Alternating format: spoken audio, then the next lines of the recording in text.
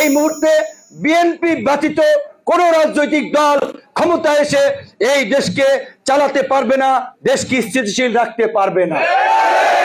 তাই আমি ব্যক্তিগতভাবে কি পেলাম কিংবা আমার দল কয়টা সিট পেল এর চেয়ে আমাদের কাছে প্রাধান্য দেশের মানুষের, দেশের ভবিষ্যৎ রক্ষা করা, দেশের স্বাধীনতা সার্বভৌমত্ব রক্ষা করা। তাই আজকে এখানে ভাগ বাটোয়ারা চাওয়া পাওয়ার কোনো বিষয় নয়, দেশ এবং জাতির বৃহত্তর স্বার্থে আমরা সিদ্ধান্ত নিয়েছি বিএনপিকে আগামীতে ক্ষমতায় বসাতে হবে।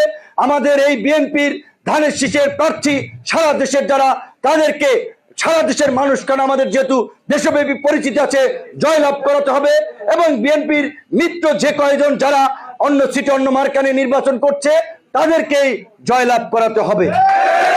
তাই আমি আপনাদের সহযোগিতা চাই, আপনাদের আন্তরিকতা চাই।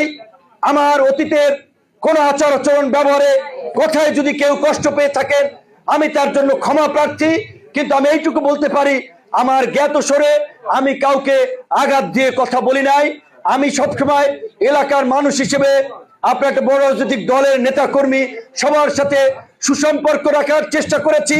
আমাদের এই আসনে বাংলাদেশ জাতীয়তাবাদী দল থেকে দুজন মনোনয়ন চেয়েছিলেন আমাদের ঢাকা বিশ্ববিদ্যালয়ের, আমি যে বিশ্ববিদ্যালয় থেকে পড়াশোনা করেছি, হাসান মামুন আমাদের সকলের সম্মানিত।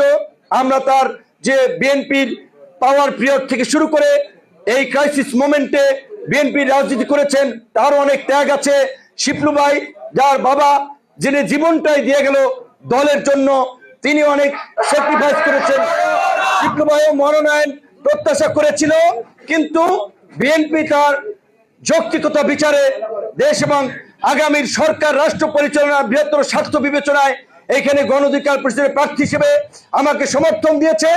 আমি তাদের মনের ব্যথা বুঝি, আমি তাদের প্রতি সমর্থন জ্ঞাপন করি, সংহতি রাখি এবং আমি এইটুকু বলতে পারি আমি যদি এখান থেকে নির্বাচিত হই আপনারাই যেভাবে আগে কার্যক্রম করেছেন একইভাবে এমপির কার্যক্রমও আপনারা করবেন। কারণ আমি জাতীয় পর্যায়ে রাজনীতি করি, আমি চাই দল মত নির্বিশেষে সকলকে নিয়েই এলাকার কার্যক্রমটা করতে এবং বিশেষ করে আল্লাহ পাক আমাদের যে সম্মান পরিচিতি অবস্থান দিয়েছে সেইটাকে কাজে লাগিয়ে এই পিছিয়ে পড়া জনপদকে যদি কিছু দিতে পারি সেটাই হবে আমার জীবনের সার্থকতা। আমি পরিষ্কারভাবেই বলি, আমাকে ঢাকা থেকে নির্বাচন করার জন্য চেয়ারম্যান সাহেব বলেছিল, তখন আমি বলেছিলাম আমি ডাকসুর বিপি হয়েছি, আমার মানুষের আল্লাহ পাক কিছু কিছু মানুষকে ক্ষমতা দেন, সুযোগ দেন অন্য মানুষের উপকার করার জন্য। তো এই চরাঞ্চল পিছিয়ে পড়া মানুষকে এগিয়ে নিতেই এই অঞ্চল থেকে আমাকে হয়তো এই সম্মানটা দিয়েছেন, জাতীয় পর্যায়ে পরিচিত করেছেন। আমার ওই এলাকার মানুষের একটা হক আছে, আমি অন্তত একটিবার ওই এলাকা থেকে